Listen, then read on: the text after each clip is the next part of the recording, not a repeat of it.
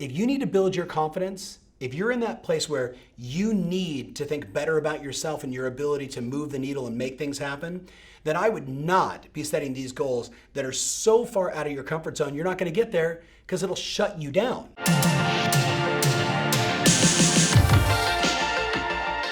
Welcome back to the Tom Ferry Show. Thank you so much for all your comments and your questions.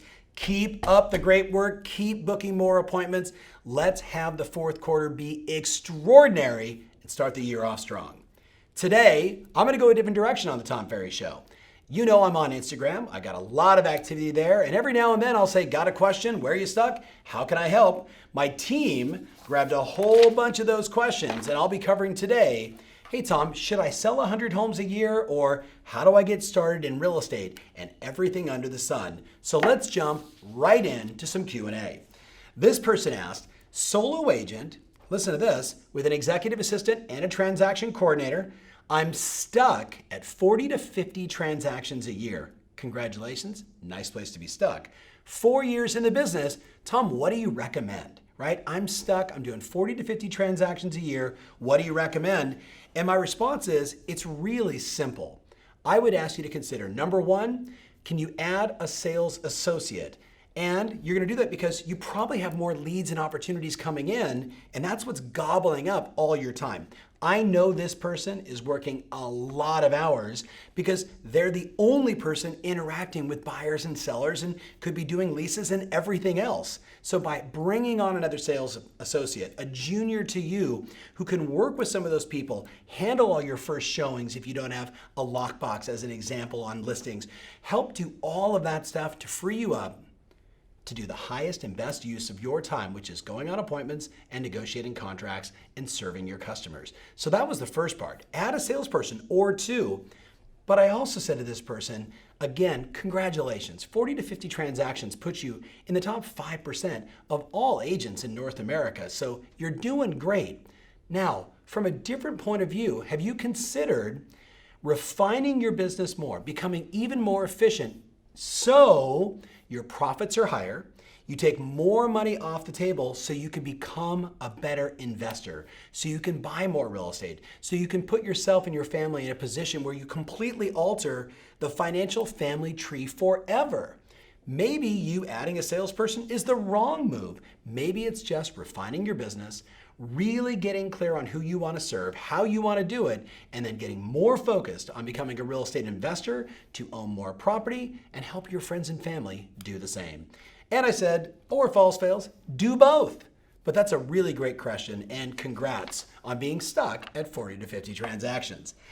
This person asked, hey Tom, if you could give me one piece of advice to the old you, what would it be? I get that question a lot, and I see a lot of people in my position that, people that are newer trying to figure it out, hey, what's the one piece of advice you would give to your old self? And my answer is, quite honestly, I'm okay with my past. Every mistake I made brought me here. Every success I had brought me here. So there's not many things that I would change or do differently. I guess if there was one thing, it would be I would have sought out more mentors early on, and I would have spent more time with those men and women helping, if you will, polish this piece of coal that needed to be under a lot of pressure to one day become a diamond. And maybe that could have sped up the process. I've always had lots of mentors. They have saved me countless years, if not decades, because of their wisdom and experience. I think I just would have asked for even more help. That would have been the one thing. All right. The next question I was asked was, hey Tom, is it better to set realistic goals or to set goals that feel like a stretch? Here's the thing, it's very personal goal setting. Personally, I like to set goals that stretch me way beyond my comfort zone, that really cause me to do things differently, that cause me to find new information, new strategies, new approaches, because what got me here is not going to get me there. So I like the journey. I like the stretch. And to be very clear with you, I very rarely hit those goals. But what happens is I go from a standard of here, let's call it financially as an example, and I set a goal like I want to be up here, and I get to here. You with me on this? And I'm okay missing that delta because of how much I grew in the process. Now, I'm not like everyone. Some people say to me, Gosh, Tom, I like to just go 15 to 20% increments every year on my business because I know I can do it. And you know what it does? It adds to their confidence. It adds to their self-esteem. They need to check that box and say, I did it. They can't handle, right, the fact that they set a goal and they didn't achieve it. They take that personally. I don't know if it's Dr. Carol Dweck, the growth mindset versus the fixed mindset. I know she talked about this in the book. Again, at the end of the day, it's personal, right? You know, if you need to build your confidence, if you're in that place where you need to think better about yourself and your ability to move the needle and make things happen, then I would not be setting these goals that are so far out of your comfort zone, you're not going to get there because it'll shut you down, right? But if you're feeling good about yourself, right? If you're really feeling good about yourself, it's time to stretch. The year 2020 is going to be insanely interesting and great. I would argue there's never been a better time than right now on this planet to be alive, to be thinking big, and how to serve more customers. I'd be going for some really big goals if your confidence and self-esteem is there. If it isn't, set those smaller goals, get those incremental wins, check out those boxes, build up your confidence, and keep moving forward. Does that make sense? All right, the next question. I love this one. Hey, Tom, I'm moving to a small town with established agents. What is the best way to start in that new location? Now, I gave this person 4 things. I want to give it to you exactly as I gave it to them. So this really could apply to someone that's just starting brand new in the business, or that person that maybe has relocated into a new marketplace. We have so many clients, Mark, that I talk to that are military families or spouses, and I get that question a lot. Like, hey, we're being PCS'd and we were in San Diego and now I'm going to be in South Carolina. I'm going to get my license there. What do I do? It's kind of the same question. So the first thing I wrote down is number 1, open houses and door knocking pre and post. So even if it's not your listing, right? Probably in this case, it's not your listing. I want to ask agents, can I hold your property open? And do the thing that the average person never does, especially in a small town. Hi, my name is Tom Ferry. I'm with Banana Real Estate, and you hand them a flyer. I'm holding the Joneses property, 1234 Banana Street. I'm holding it open this weekend. I would love for you to come by, take a look at the house. And by the way, have you guys had any thoughts of selling? Doing something like that, especially in a small town, and know where you are, respect sort of the cultural trends or the subtleties of the marketplace that you're in, right? Always, like, rule number 1 is always know your customer. You with me? Like, know your customer, know what they're all about. Hey, come over for a glass of lemonade. Hey, come over, we're gonna have a bounce house. Whatever it is, give them a reason to show up, because what you're doing is you're doing what most people won't, which is you're going out before the open house and after to establish those relationships and find the next person that's thinking about selling. Number 2, I said, study the hot sheets every single day. I don't know what they call them in your town, but every day you open up the MLS and you see all the new listings, all the new sales, all the new closings, all the new pendings, all the prices, all the trends. At the end of the day, it's like, I know people respect the authority, the expert, the one with the information, the one with the insights, the one that can speak intelligently about what's happening in the market.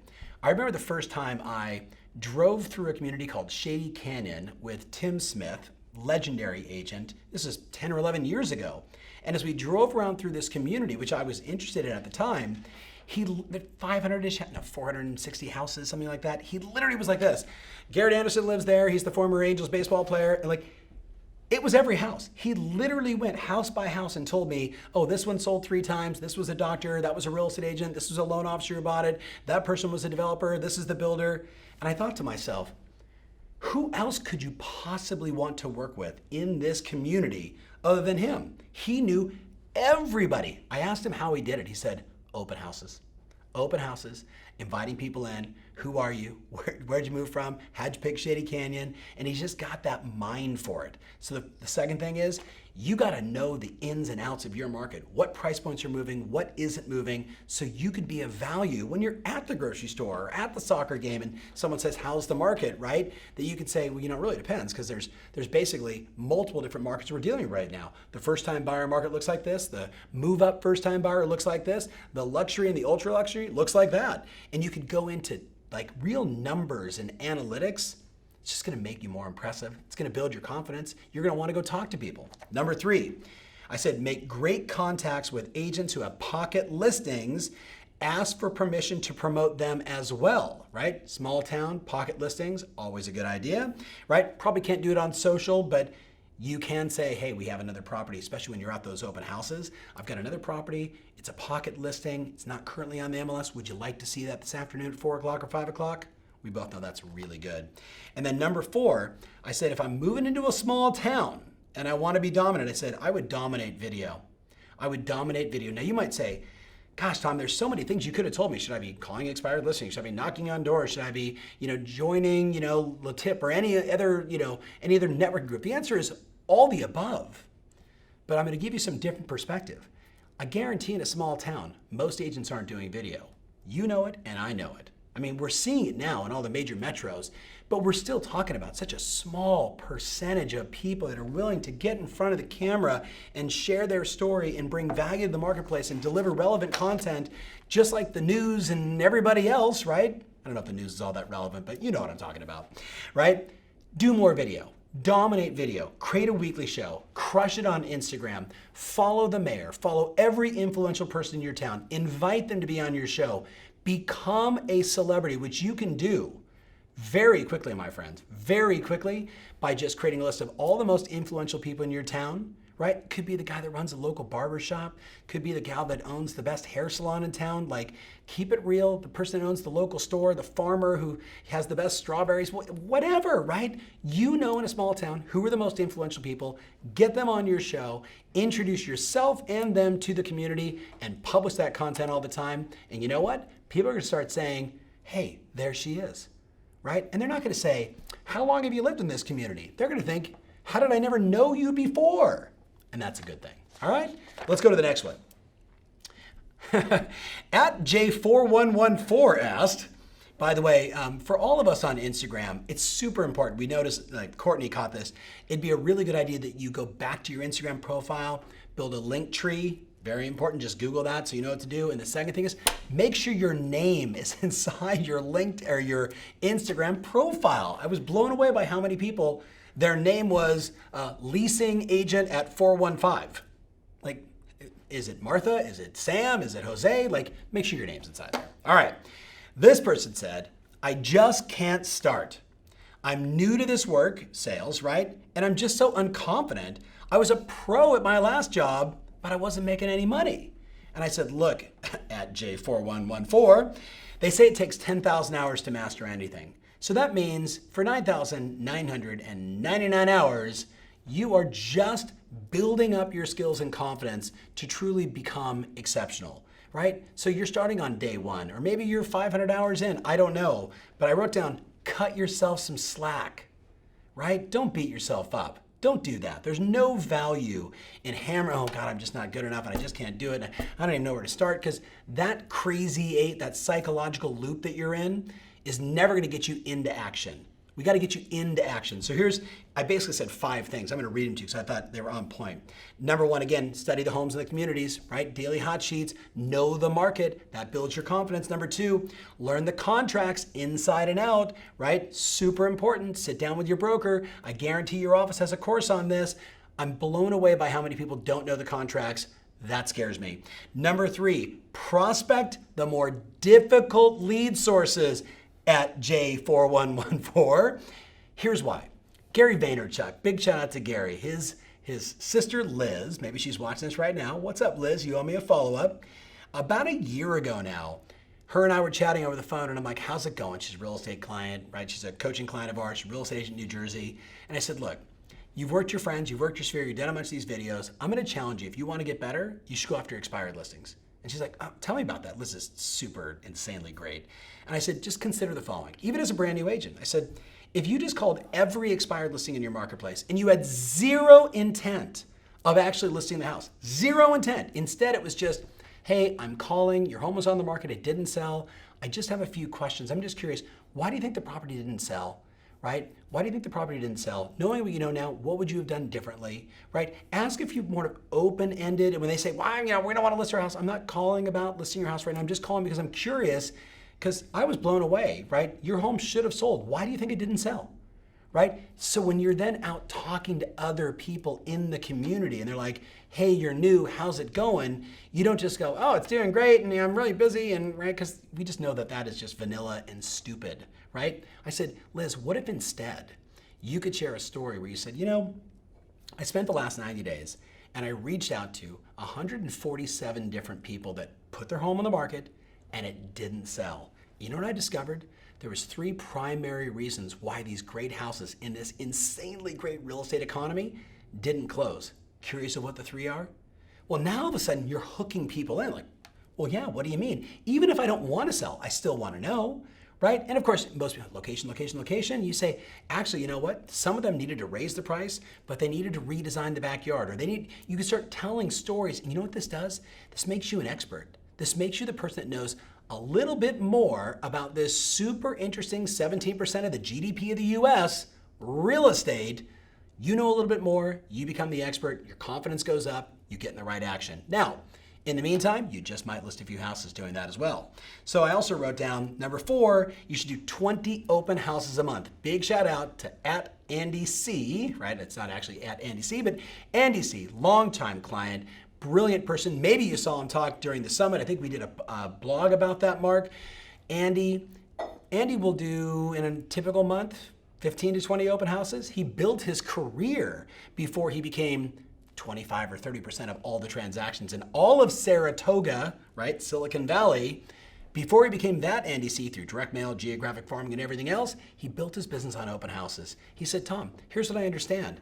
You put out enough signs, which you're gonna wanna do, a lot of signs, whatever you think that number is, times it by 2, like 20 is a good number, 30 is a good number. Can't do it in a vertical living, Chicago, Miami, New York City, but I'm assuming you're not in those towns.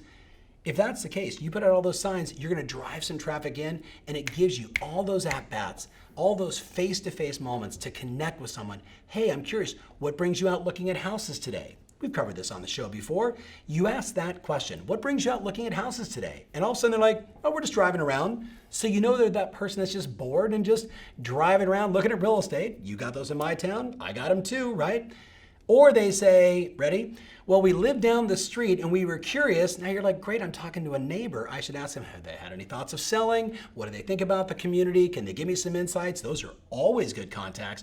Or they say, I was just on Zillow looking at this house and I wanted to see if the pictures in the house actually match up. Ding, ding, ding, ding, ding. We got a real buyer. Does that make sense? You take that on, my friend, and you say, I don't care if it's Wednesday from 4 to 7, you're doing an open house and you get 3 people. Having that experience is gonna raise your confidence. You're gonna have way more interactions, giving you chances to knock on doors like I answered with another question, to get to know more neighbors. There's nothing wrong with that strategy. You will kill it. And then I said number 5, if you can, buy online leads, focus on digital rapport, solve their problems. Most of the online leads, hi, I'd like to look at that house, can you show it to me? Great, what time do you want to get together and take a look at it? You just play that game today, whether it's Zillow, Realtor, Trulia, and all the 8 million others, right? You're gonna win. So I know it's a lot of information and I'm going through a bunch of questions, but I got just a few more. Make sure you give me some comments on this. And are you going to my Instagram page and have you liked that yet? Are you checking out my stories? I just posted another one this morning. Got a question? Where are you stuck? How can I help? This person, I asked the question a while back, what's been holding you back from the next level? What's been holding you back from the next level? I'm here to help. This person said, Tom, I'm working 24/7 with no boundaries with clients, right? How do I set some boundaries and avoid burnout? I don't remember what time I answered this. I have a tendency to answer these late at night or on airplanes or early in the morning. But I basically said to this person 3 things. Now I know that every single person watching right now, you can relate to it. I've been there too, where you say yes so much that you just burn the candle at both ends, and then all of a sudden you're no good for your clients, you're no good with your family, you're no good with your friends. And you know what I've discovered in 33,000+ hours of coaching? I've got a lot of clients that literally, Mark, they will intentionally get sick, right? They will wear themselves down to the point that they get sick so they can have 3 days off. And I wish I was kidding about this, and I'm not gonna start giving names, but I could literally rattle off 100 names right now of mainly women that I've worked with, right? Clients of mine, that became their strategy, because Somewhere we were told we got to say yes all the time, right? That you can't say no in a service business, right? That you can't have those boundaries. I would challenge you to create some boundaries. Here's what I said. Number one, narrow your focus on the market that you serve. Here's one of the big mistakes I see. We're traveling too far with potential buyers and sellers, and you say, but Tom, it's an $800,000 listing. I'm like, yeah, but it's 45 minutes away both ways, plus traffic. That's bad. That's unnecessary wear and tear on your body. Instead, co-broke, get an agent in that marketplace, give them some shekels, you take some shekels, you secured the listing, you with me on this, but you want to narrow the focus. I think of Maxine Gellens in La Jolla and her daughter Marty and their wonderful team. We did this years ago when they were like, we're driving all over San Diego and the traffic and the wear and tear and the energy. I'm like, look, La Jolla, Del Mar, Point Loma, the ranch, narrow the focus. And then we added team members who were then able to take some of those outskirts areas, but they were the experts of the towns they were in. Does that make sense? And Tristan's nodding his head right now because we talked him out of buying a house an hour away from the office. So this is personal for him. Number two, you want to schedule a day off every week. But here's the hook. You ready? When you schedule a day off, you have to change your voicemail. Hi, it's Tom Ferry with Banana Real Estate. It's Sunday, the whatever day. And today I'm off with my family, enjoying some quality time. If there's something I can do, I'll be returning my phone calls at 5 p.m. this afternoon, or send me an email, send me a text, whatever, blah, blah, blah. You actually tell people the truth. Hey, I'm taking a scheduled day off. You with me? Most human beings understand that. But if your voicemail says, hi, thanks so much for calling. I'll get back to you at my soonest convenience, and I can't wait to get a hold of you. If you need to text me, if you need to email, if that's your voicemail, you're part of the problem. Change your voicemail. Hi, Wednesday is my day off. I spent it with my daughter. She's in 4th grade. I'm going to be in class with her all day today, and then I'm going to Girl Scouts in the afternoon. If you have any questions, you can leave them here on my voicemail. Otherwise, I'll get back to you first thing Thursday morning. If a person can't respect that, and they're like, who do you think you... Do you really want to work with that person? Somebody told me a long time ago, when a client is really rude and mean and a pain in the ass up front, they only get worse. And if they can't respect that boundary, there's more nuts than there are squirrels to eat them. Find more great people. Ready? The last thing I said is you got to schedule something on those days off that energizes you. Super important, right? Schedule something on those days. What fires you up? Is it getting on your bike and going for a ride? Is it going to the gym? Is it walking on the beach? Is it just being with your friends and family? But you got to do something, and you got to change that voicemail, put an autoresponder on your email. Today is my day off, and just go with that. I promise you, you can get control of this. I'm relying on you. I need you to do this, all right? Now, last question. Tom, this is interesting. I said, where are you stuck? What's on your mind? What do you do when you know you could do 100 transactions a year, but you're happy at 30? What a great question. First of all, you know what I said?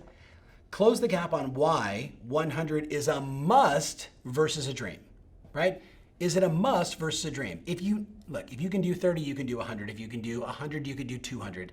It just comes down to systems and people and priorities and optimization and all the things we've discussed. It's just running a business. That's all it is. So I guess I'd say to you, ready? Forget what I wrote here.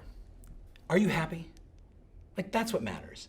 You might find yourself unhappy at 100 transactions a year. You might find that at 30, you got more quality time. You can leverage, get an assistant, get two, right? Pay some people to free up your time to do what they do best. Sell 30 homes a year. And you know what? Save your money and invest your money. That's awesome. On the flip side, if your ambition is, I want to do 100 and here's why, you got to get clear on what you're willing to give up in order to get there. That's the key. What are you willing to give up in order to get there? And if you're not willing to make those sacrifices, stay happy at 30. Stay happy at 30. Does that make sense? All right, we covered a lot of ground. I can't wait to get your comments. Are you going to my Instagram? Are you going to ask me some questions? I would love to get more questions. And by the way, here we are at the very end of the show. If you want to send a video to me and make it on the Tom Ferry Show, email that video question, keep it short, keep it tight, tfs@tomferry.com. tfs@tomferry.com. And before I let you go book more appointments. See you soon.